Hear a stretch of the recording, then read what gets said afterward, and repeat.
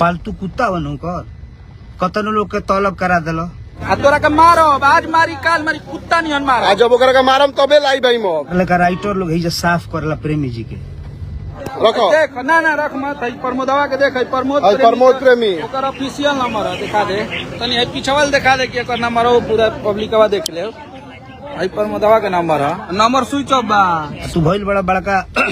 प्रमोद के पंगा लेवेला प्रमोद के तू एथी कर ऐसा ऐसा करता रह बार बदमाश करते के मुंह टूट जीता स्विच ऑफ बा आई ओकर चमचा के नंबर है जौन आके लाई भाई रहा कि हम बक्सर में बने ना है इहो बंद कइले बा देख लो सर लाई भाई लाल अरे मां ना अभी गोलंबर पे बोला के मोबाइल ऑफ कर दिया फोन कर बुलाऊ ना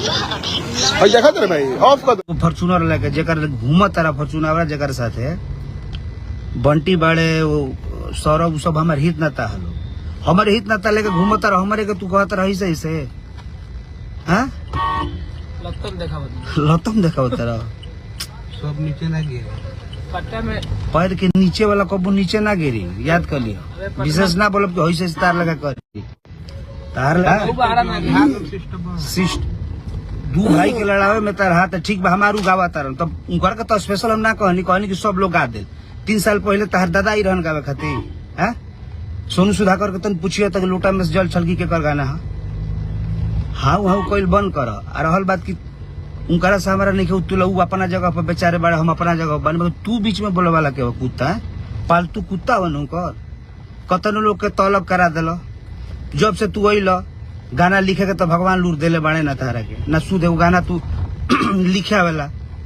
खाली हाँ हाँ हाँ हाँ हाँ करल 10-20 गो लोग के रखले बड़ा आ जरा के रखले बड़ा सब हमारे हिते नाता हमें दानापुर धैले पूरा पटना में खोजब नु सब हिते नाता हमारे ने